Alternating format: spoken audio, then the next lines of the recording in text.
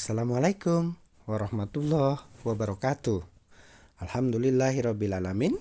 Kita bisa melanjutkan kajian satu hadis pada kesempatan ini. Beberapa syarah tentang hadis tersebut dan beberapa ayat Al-Quran terkait dengan kajian tema pada kesempatan ini. Sebelumnya mohon subscribe, bunyikan loncengnya, like, dan tentunya share. Tema hadis yang akan kita kaji pada kesempatan ini adalah ancaman berbuat zolim walau hanya sejengkal tanah. Hadis yang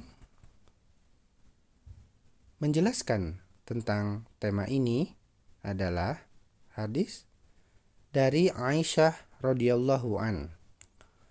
Qala Rasulullah sallallahu alaihi wasallam an Aisyah radhiyallahu anha anna Rasulullah sallallahu alaihi wasallam qala man zalama qaida shibrin minal ard tuwiqahu min sib'i aradin, yang artinya dari Aisyah radhiyallahu anha bahwa Rasulullah shallallahu alaihi wasallam bersabda, man zolama qida shibrin, barang siapa yang berbuat zolim, yang menganiaya walaupun hanya sejengkal tanah, minal ard, sejengkal tanah dari bumi ini, yang berbuat zolim, tuwiko, maka akan dikalungkan kepadanya di lehernya satu jengkal tanah ini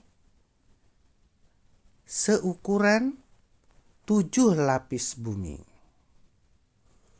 Jadi hadis ini sebagai siksanya, satu jengkal yang kita zolim terhadap tanah tetangga, tanah saudara kita, Allah akan tuwiko, Allah akan kalungkan satu jengkal tanah ini, digantikan di leher pelakunya menjadi 7 lapis bumi. Sab'u aradin, 7 lapis bumi. Hal ini menegaskan Rasulullah SAW mengajarkan kepada kita bahwa azab pedih berat di akhirat nanti menanti akan diberikan, akan dikalungkan di lehernya kepada orang-orang yang gosok, yang mencuri, yang menggunakan tanah orang lain, tanah umum untuk kepentingan pribadinya, walau hanya sejengkal. Na'udzubillahi min dzalik. Hadis riwayat muttafaq alaih, Bukhari dan Muslim.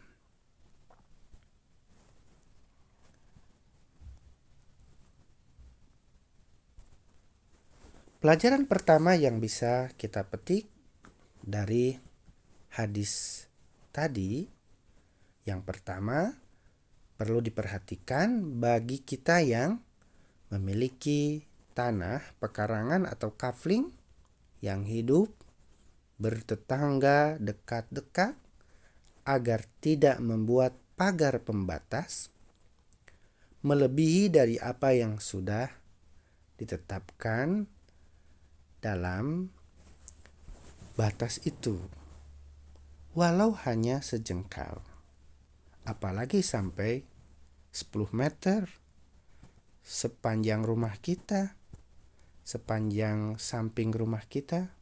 Satu jengkal saja itu akan dibalas oleh Allah, dikalungkan di leher kita 7 lapis bumi. Masya Allah. Gimana pedihnya siksa itu? Gimana beratnya leher kita dikalungkan 7 lapis bumi? Itu menunjukkan besarnya dosa berbuat zolim. Pelajaran 2, sungguh walaupun hanya sejengkal tanah yang kita rampas dari orang lain, dari fasilitas umum, pasti akan tercatat dan masuk persidangan Allah kelak di hari kiamat, di hari hisab, di hari perhitungan, di hari mahkamah pengadilan Allah Subhanahu wa ta'ala, di mana siapapun tidak ada yang dizolimi. Wa antum la tuzlamun, dan kalian tidak akan pernah dizolimi, dirugikan di hari penghisaban kelak itu. Pelajaran ketiga, dalam bahasa hadis di atas, orang yang zolim walaupun satu jengkal telah berbuat zolim yang berhubungan dengan tanah.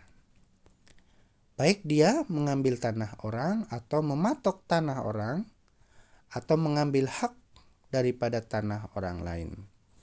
Tidak banyak.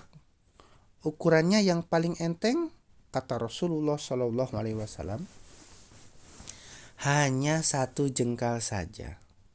Tetapi 1 jengkal itu di hari kiamat akan dibenamkan orang tersebut dengan 7 lapis tanah yang semasa dunia dia ambil. Saudaraku, mumpung kita masih hidup di dunia ini, mumpung kita punya kesempatan untuk memperbaiki jika ada kesalahan jika zolim kita dalam hal tanah. Ini hadis tentang tanah, betul-betul Rasulullah sudah mengingatkan kita dari sekarang.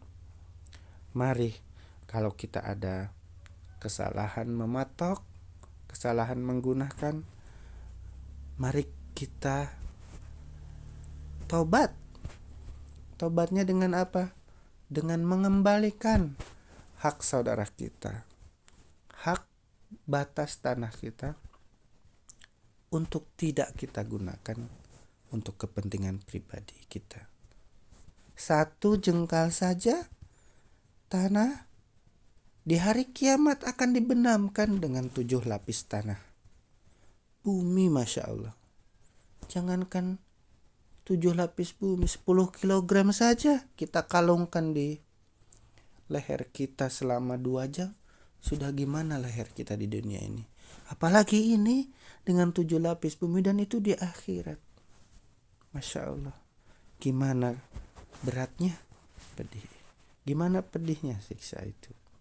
Ini yang bersabda adalah Rasulullah SAW. Orang yang selalu benar dan dibenarkan oleh Allah Subhanahu wa ta'ala. Pelajaran keempat, orang yang berbuat zalim tadi, kata Nabi melalui hadis di atas, yang dia ambil hanya sejengkal saja, nanti dia akan mendapatkan siksa yang amat pedih tadi. Na'udzubillah min dzalik. Dan pelajaran kelima, kenapa siksanya sedemikian berat padahal hanya sejengkal tanah saja? Bukankah hanya sejengkal tanah saja? Tidak seberapa. Tetapi Allah Subhanahu wa ta'ala menggolongkan itu sebagai kezaliman.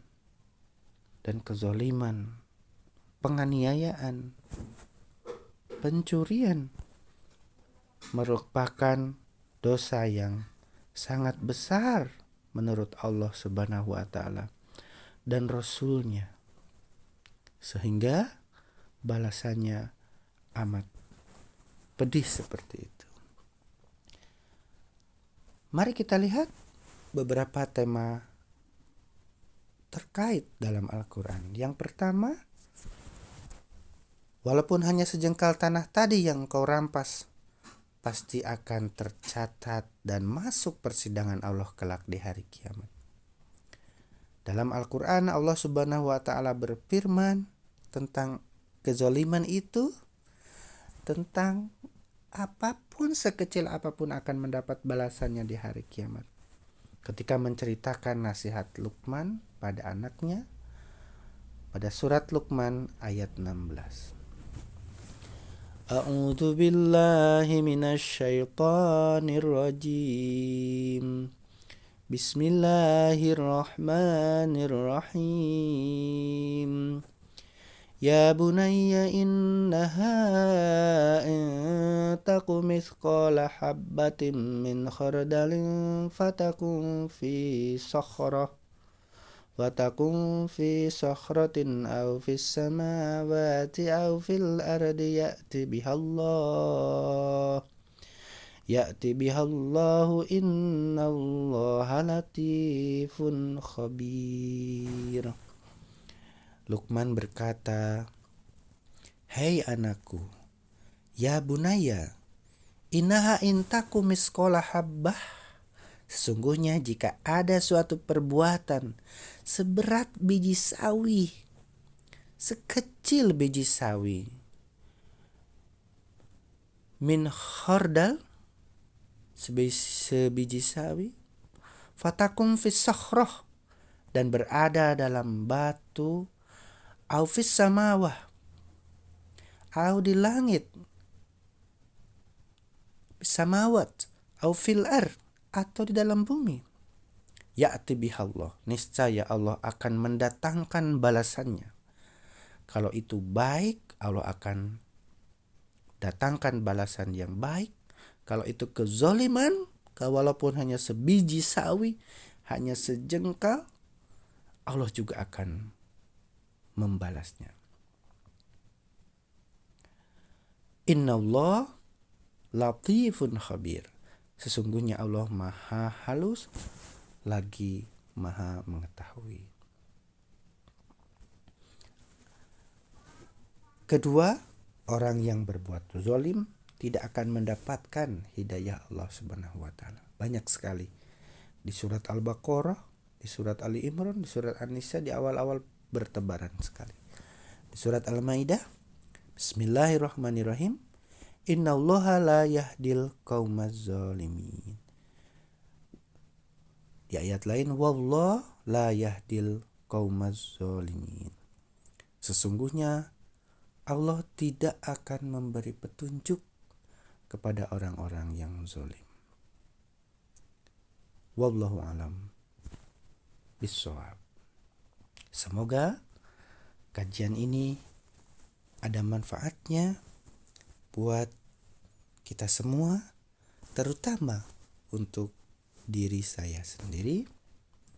Billahi taufiq wal hidayah. Wassalamualaikum warahmatullahi wabarakatuh.